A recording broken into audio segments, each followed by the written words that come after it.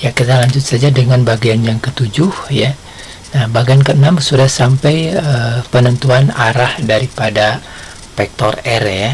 Jadi menggunakan tangan alfa adalah Rx per Ry per Rx ya. Kemudian nah sekarang besar vektor R-nya, besarnya ya tentu saja karena Rx dan Ry ini saling tegak lurus, kita gunakan teorema Pythagoras ya, yaitu R sama dengan akar di dalamnya adalah Rx kuadrat ditambah Ry kuadrat ya. Nah, dalam hal ini berarti R adalah akar 4 kuadrat ditambah 3 kuadrat, berarti akar dari 25 ya, 16 tambah 9 ya, yaitu 5 satuan ya. Kita lanjut. Nah, sekarang dengan penjumlahan dua vektor ya, penjumlahan dua vektor atau lebih ya, jadi dua vektor bisa gitu kan, lebih bisa ya, intinya untuk penjumlahan dengan vektor yang banyak ya, yang sempat tertunda dengan kita membahas tentang penguraian vektor tadi ya, pembahasannya. Nah, kita lanjutkan ya. Jadi metodenya ada dua kalau vektornya lebih banyak itu, maksudnya vektornya banyak ya. Pertama menggunakan poligon atau segi banyak, yang kedua adalah menggunakan metode analitis tadi ya, penguraian dulu ya. Nah, baru dengan penjumlahannya. Jadi komponen-komponennya yang sudah diuraikan tadi dijumlahkan per bagian ya. Jadi komponen X dulu dijumlahkan jadi Rx, dan komponen Y berikutnya dijumlahkan, jadi resultannya adalah Ry. Kita lanjut ya. Nah, misalkan kita punya A, B, C, D vektor ya, jadi 4 vektor. Nah, arahnya sudah ditentukan, besarnya sudah ditentukan. Jadi kalau kita ingin menjumlahkan ya, misalkan dengan ya tentu saja metodenya metode poligon atau metode sambung ya. Nah, misalkan A, vektor A tambah vektor B tambah vektor C tambah vektor D ya, sama dengan R gitu kan. Jadi caranya adalah kita menggambar ya, kita menggambar vektor itu ya, sesuai dengan ketentuannya ya.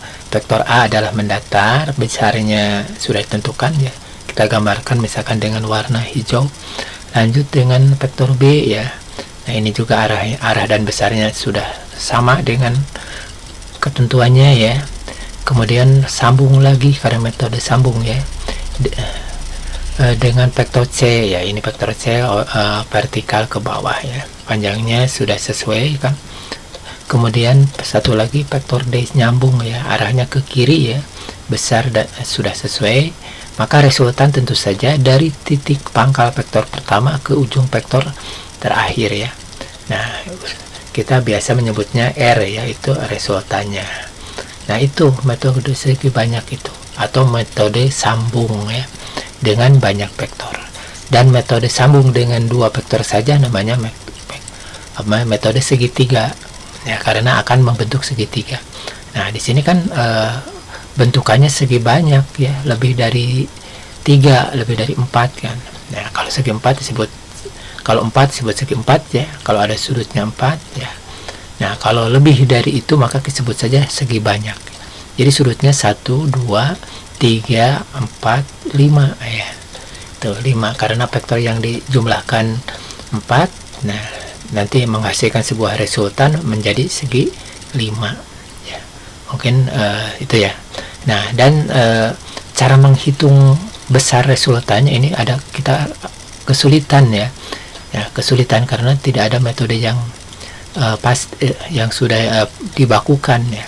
Tapi kira-kira kita harus menggunakan metode segitiga dulu gitu ya, secara terurut. Jadi misalkan A dengan B dulu ya, resultannya nanti misalkan X ya, ke sini resultannya X. Kemudian tentu saja metode segitiga yang kedua adalah X yang ini ya, dengan C ya. X yang C nanti resultannya adalah misalkan Y.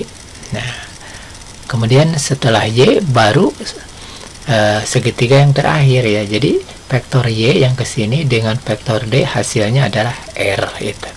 Jadi gitu ya caranya untuk menghitung ya. Kita harus beberapa kali menggunakan cara segitiga itu. Nah, Itu saja ya penjelasannya. Kemudian sekarang penjumlahan vektor dengan metode analitis itu ya. Metode analitis, jadi kita melakukan penguraian dulu terhadap vektor-vektor yang kita ingin jumlahkan ya. Maksudnya vektornya lebih dari 2 ya, 2 atau lebih gitu ya. Nah kalau 1 nggak mungkin dijumlah ya. Jadi kalau penjumlahan itu 2 ke atas. Nah di sini kita tidak 2 vektor saja yang dijumlahkan ya. Nah kalau 3, 4 tinggal ditambah saja kan. Nah jadi kita 2 saja minimalnya supaya lebih cepat ya. Nah vektor S uraikan pada sumbu X ya. Jadi garis virtual dulu dibuat ya. Yang garis virtualnya tegak lurus sumbu X ya. Nanti sampai dari ujung vektor S sampai memotong sumbu X lagi, sehingga resultannya ini kan. Nah kemudian kita lanjutkan penguraian pada sumbu Y juga dengan cara yang sama, buat garis virtual yang tegak lurus sumbu Y kan, mulai dari ujung vektor S sampai memotong sumbu Y. Kemudian kita dapatkan komponennya adalah SY ya. Sekarang vektor yang kedua adalah Q ya. Vektor Q dengan sudutnya adalah beta dari sumbu X ya. Berarti negatif ya, negatif beta ke bawah ya. Kalau ke atas positif. Maka penguraiannya sama ya, pada sumbu X, QX, pada sumbu Y, QY. Nah, sekarang kita percepat saja ya. Nah, vektor Q tadi sudah jadi QY dan QX. Nah, sebenarnya QY adalah Q sin beta kan, sudutnya tadi beta ya. Mohon maaf dihilangkan gambarnya. Kemudian QX adalah Q cos beta ya, karena kita sudah menjelaskannya. Jadi tolong nanti diulangi lagi slide yang keberapa ya, yang mengenai perhitungan menghitung besarnya vektor komponen ya. Jadi QY ini adalah vektor komponen dari Q ya. Nah, menghitung vektor komponennya akan menggunakan sinus kalau komponen Y ya.